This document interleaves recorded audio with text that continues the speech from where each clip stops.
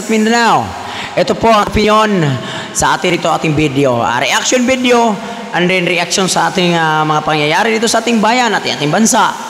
Ito po ay aking opinion na ay wala pa akong inakan at wala po akong nakampihan. Ako'y nananatiling. Ito po ay si Marlo Eras ang naglingkod sa inyo ngayong umaga. Good morning, Luzon, Visayas at Mindanao. Inuulit ko po, ako po ay iyong lingkod na wala pong inaapakan, walang kinakampihan kung nananatiling neutral lamang. Unang-una guys, yung talakayan natin ito guys nyo po ang nangyayari sa ating bansa at sa umaabot na eleksyon, no? Umaabot ng butuhan, no? Ngayong no? Yan guys, lalo na ito guys, no, na simulan yung pangampanya. Ito guys po, no, opinion po natin ito guys, no. Ito si Epifanio Labrador, and then ito yung mga si Banat Bay, no, kasi pangalan na ni Epifanio Labrador kang Banat Bay, no, Bayad Bay, no. Bayad Bay na banat po ni Epifanio Labrador kang Banat Bay, Bayad Bay na sa nako. Ayan, no, talakayin natin yun guys, no.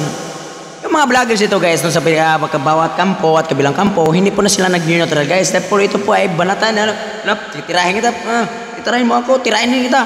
Ganun ang pangyari. Wala po silang neutral kung hindi. Talagang sino pong kinakampihan nila, ipaglalaban nila.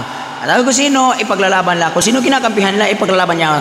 Mali ka man o tama, ipaglalaban ka dahil po, amo mo siya. Diba? Siyempre, doon ka lalaban sa amo mo, no? Hindi ka magkakain dyan, no? Walang bayad, hindi ka magkakain dyan. Pas mo pamilya mo, di ba? Yan po ang tunay po na talagang silaw po kayo sa pira. Hindi ko man kayo area, hindi ko man kayo inaapakan dahil po ako ay opinion ko lang to, no? Siyempre, kahit gumagawa na masama yung amo mo, so, doon ka kakapi dahil amo mo yan no? Pero sa akin guys, no, dahil po na pinag-usapan natin dito ang ating bansa, ating bayan, kung ano pong nangyari dito, no, marami nang hinaharap ng problema at halos na lumulubog sa kahirapan, malaki ng utang at lumalaki na po yung babayaran po natin sa ibang bansa, and then tayo ay mahirap, lalo naghihirap dahil mahal na mahal pong bilihin. Alam yung bigas talagang pinakamahal. Yun po, lumulubog tayo sa kahirapan dahil po marami pong nagugutom, marami pong wala makain. Tingnan nyo sa mga charity vloggers. Tingnan nyo sa mga charity vloggers, no? Marami po mga charity vloggers pumunta sa bukid, pumunta dyan sa mga kali-kali. Marami talagang nangailangan tulong ng ating gobyerno ang main. Yung charity vlog, tapos silang tutulungan, lalo na may mga sakit, kailangan ng gamot, kailangan ng mga financial tulong, no? Marami dyan, no? Maraming walang kain at marami ding walang trabaho. Marami ding magsisipag, marami ding masisipag dyan, pero hindi po sila makaka-action dahil po wala po silang matatrabahoan. Ganun. Yun po ang tunay pong napangyayari dito sa ating bayan at ating bansang tinitirahan. Dito guys, yun ito po guys, no? Dahil po ito, yung mga vloggers ba, mga iba't ibang vloggers sa mga dyan, vloggers mo, ito, vloggers ko to, vloggers ko yan. Ang nagtitirahan dito guys, yung mga amo niya guys, sleeping na lang yun, no? Diba?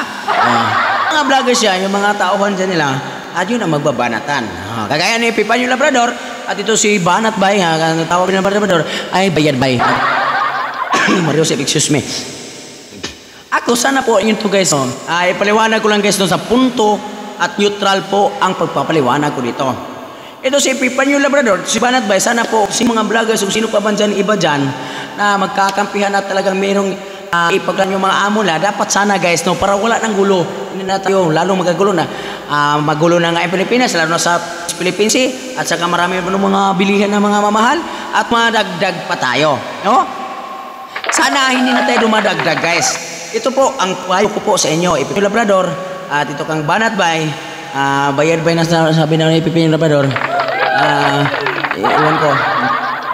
Tapos ito, dapat kung sino pong ginakampihan, kung sino man hindi ko kayo pinuntirya, ay dapat pupurian nyo lang na ito si Fulano, ito si Pedro, magaling po ito magdala ng ibang sa ating bansa, magaling po ito matulungin, marami pong natulungan, maraming project na nagawa, at maraming nabigyan na walang trabaho, at maraming nabigyan na walang pagkain, at maraming nabigyan ng pabahay, at maraming nagagawa na pa-improve ng municipalities sa buong bansa. Oo, yun lang po, kung kumakampi kasi nga mo, pupuriin nyo lang, hindi kayo kinakampihan mo ito yung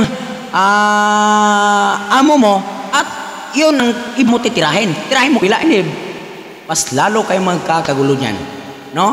E sana po kung kumampi kayo sa yung amo, pupuriin nyo na lang at sabihin nyo itong galing ko, ibubuto natin ito si Pedro, ibubuto sa Butalalan dahil po ito ito marami na problema municipality sa ating po ito mamuno sa ating at ito hanggang ito hanggang maunawain yung puso, maraming na tulungan, maraming bigyan ng pagkain, napabahay at trabaho at napaunod itong bansa natin. Oo, yun lang po ang pagpuri nyo sa yung amo.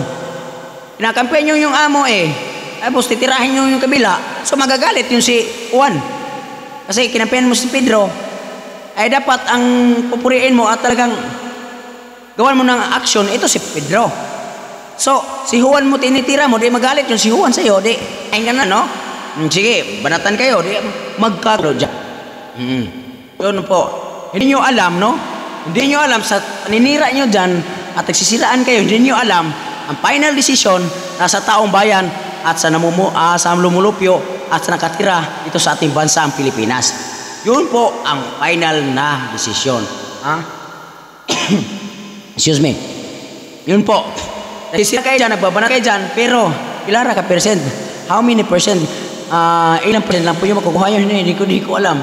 Saka talagang ang may matatalinong puso ay matatalinong na tao, ay panirigat, may tao, hindi nyo sa inyong mga dahil dito sa social media, ito ganon, no? Hindi nyo madadala kahit ano pa yung mga sulsol nyo, kahit ano pa ang mga pang-akit nyo, hindi nyo madadala ang matatalino ng Pilipino. Hindi nyo madadala ang Pilipino na may prinsipyo, ay may baruganan. Hindi ninyo masusulan, hindi ninyo madadala sa inyong mga pang-aakit.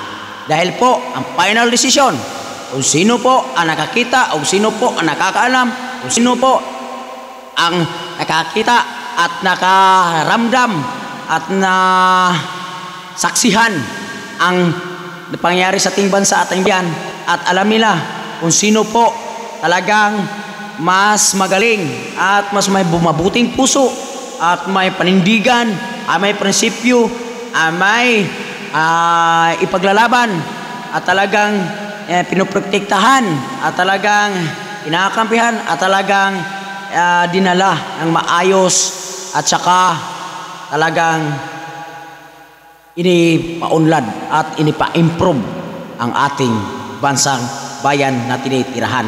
Alam ng taong bayan kung hindi na kailangan ipaliwanag, hindi na kailangan magsiraan, hindi na kailangan na sulsulan mo ang taong bayan. Hindi. Nasa kailangan final decision. Sila po ang may matatalinong isip at talagang may prinsipyo at may baruganan. Ako po ay naglilingkod sa inyo. Opinion lang at isip lang, sariling opinion ko lang. Huwag kayong magagalit, huwag kayong ibas dahil po itong aking pag-opinion para iparating sa lahat. Ako ay nanatiling neutral, walang kakaman, walang inapakan. Sa gitna ako dadaan na natiling neutral. Para hindi magkagulo, ito po ang tamang destino. Thank you and God bless at more power.